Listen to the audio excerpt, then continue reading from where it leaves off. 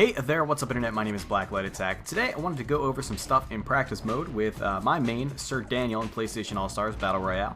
And I have some tips and tricks that you guys may use to improve your game if anybody out there is playing Sir Daniel. Probably admittedly few of us, but he is a really great character, and I think that he takes a little bit more learning than others. And I've picked up quite a few things online and just in my own time, and I think I can pass some knowledge on to you guys. So let me preface this by saying that if one more person messages me saying that square, square, up triangle level 1 is a combo, I'm going to lose my fucking mind. That is not a combo, and you need to learn what a combo is. For those of you not really sure what that is, that would be this little dealie here. Not a combo. It looks very clean, it looks nice and fluid, but that is not a combo. That is a neutral tech read setup. The difference being that, now let's watch what happens when I don't follow that up with anything. If I just do the square, square, up square, he flips out, right? That's actually, when he flips out, that's the end of my combo. And in this case, I'm just catching him after he techs with the up arrow. The thing is, that only works on a neutral tech. If you think that's a 100% guaranteed combo, then you have either been not playing online at all, been playing really low skill opponents, playing low skill CPUs, or spending too much time in practice mode, because it's not a combo and it's very easy to avoid. Now if I take my CPU's behavior and set him to crouch, he will always down tech every time I knock him up into the air, because the crouch command also counts as him holding down on his controller, and you can tech in 4 directions, well 5 directions. You can either neutral tech or left, right, up, down tech.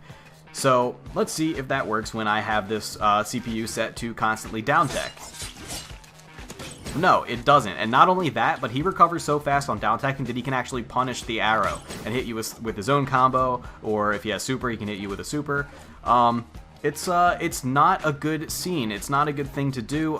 It is good early game to test the waters and find out if you're like playing it free-for-all, find out which opponents know about the down tech. But down teching against Daniel is a very safe option, because there's really nothing you can follow it up with if they down tech and then immediately start blocking. And it becomes really dangerous to just assume that that's going to work every time. Now you can tech read a left or a right or an up tech and land a naked level 1, but your arrow is not going to connect if they tech at all other than neutral. So that's just one thing to be aware of. We'll get back into more ways to actually set up a level 1 later, but for now let's get into some meter build. So Sir Daniel's meter build is surprisingly good. A lot of people play him a bit in practice mode, try to figure out some combos with him, decide that he doesn't have any long enough or AP building enough combos, and decide that his AP gain sucks. Not actually true, because Daniel works a little bit differently than most characters. First off, he does have admittedly pretty lacking combos, and it's very rare that you're going to get an AP burst combo with him. He does have a few moves, that you can get going, but like 70 AP combos are about the best you can do with him on a regular basis. But there are 2 things that really help Daniel out. One, he has a surprisingly good range game.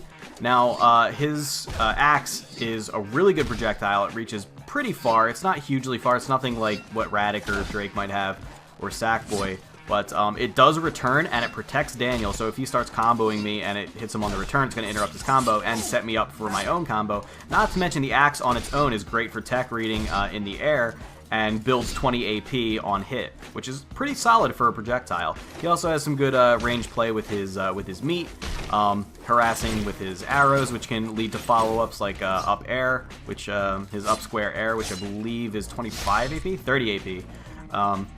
And things like dropping flames down on groups of fighting enemies, sending his hand in to catch opponents off guard and start a combo, things like that. He does well starting with strong single hits, even if his combos aren't fantastic.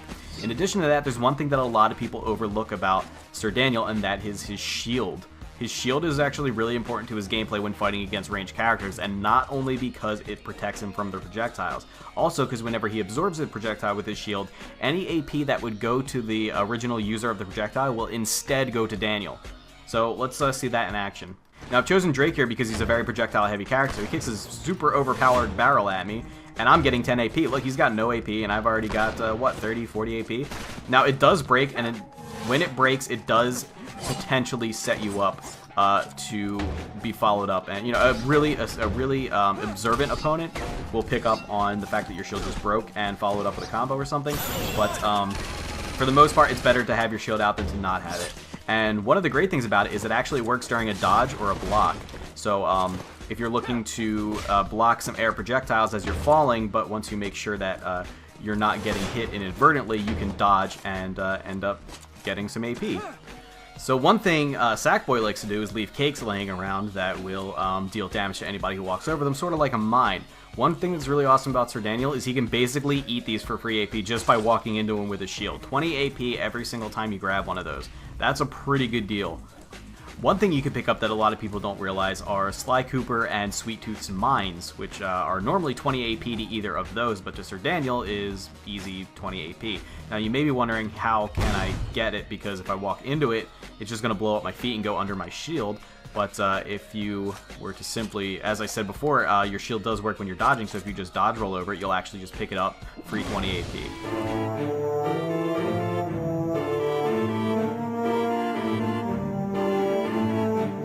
So now that we actually have our meter, how do we use it? How do you land level 1s? Well, now obviously Sir Dan does the best when his opponents are above him, because his level 1 and his level 2 are both great anti-airs, but they're not really good for a whole lot else.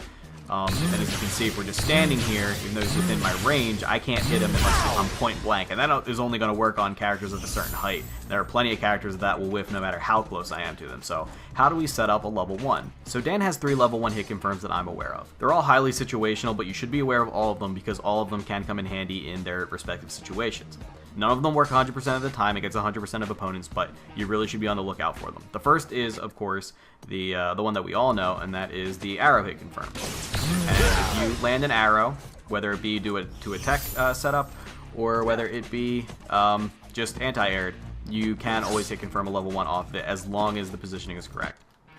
The second one is very situational depending on what stage you're on because it requires a platform higher than Dan to work. Good maps for this are Sandover Village, that stupid ape escape level with the anti-gravity function, etc.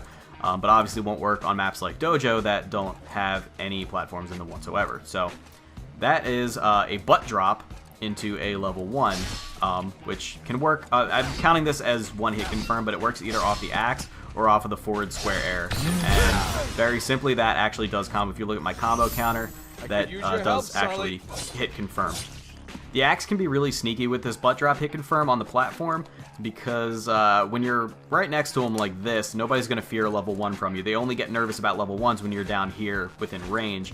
But what you can do is throw an axe and then drop down, and then hit confirm that into a level 1. And you can see I had a ton of time to land that. Now this third one I discovered myself, and I don't know if anybody else knows about it. I'm sure that other people do know about it because there are only so many secrets a game can have. I have posted about it online, but I haven't seen it anywhere else online, and that is Dan's down square. And a lot of you were saying, oh bullshit, you can't hit anybody with that. And a lot of people know about the Big Daddy combo like this, which doesn't work against Drake because it only works against Big Daddy, where if you hit them with the back end of the down square, you can link that into level 1 if it's against Big Daddy. But what a lot of people don't realize is this works on 100% of the cast. Dan can actually combo the last hit of his down square into his level 1. The hard part is actually landing that because there are 3 hits to this. There's 1, 2, 3. The front, back, front of Dan, and obviously if they're in front of you where they're in range to get hit by the third hit, they're usually going to take the first hit instead. So this works great as a wake-up tech read or as like an anti-air or something. You know, basically try to catch them off guard, throw it out randomly as long as it's safe, and you might catch somebody with it. And as soon as you see that third hit is the one that connected, go ahead and throw it. So you see that actually is a 100% hit confirmed kill. You do have to be careful though, because if you catch them with the end of the blade, that's going to be too far. But as long as you hit close enough to the hilt, that will indeed work every time. So that's great and all, but those are all super situational. And how do you deal with people who like to down tech all the time? It's pretty fun and pretty easy to tech chase people when they're going to left, right, or up tech, or neutral tech, of course. But what about people who always down tech? Because that's really safe against Sir Daniel. Well, the idea with those kind of people is to make them regret staying on the ground. And one of the best ways to do that is through a throw. Now watch this. As soon as he techs down, I can then put him on the ground.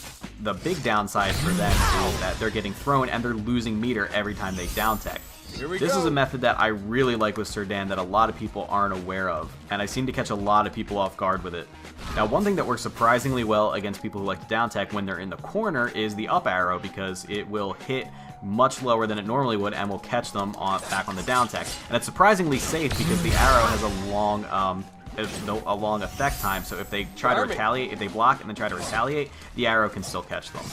And as long as they're tall enough, you can catch them into a level 1. But like I said, even though you can catch smaller characters with the arrow part, it doesn't seem to work on them.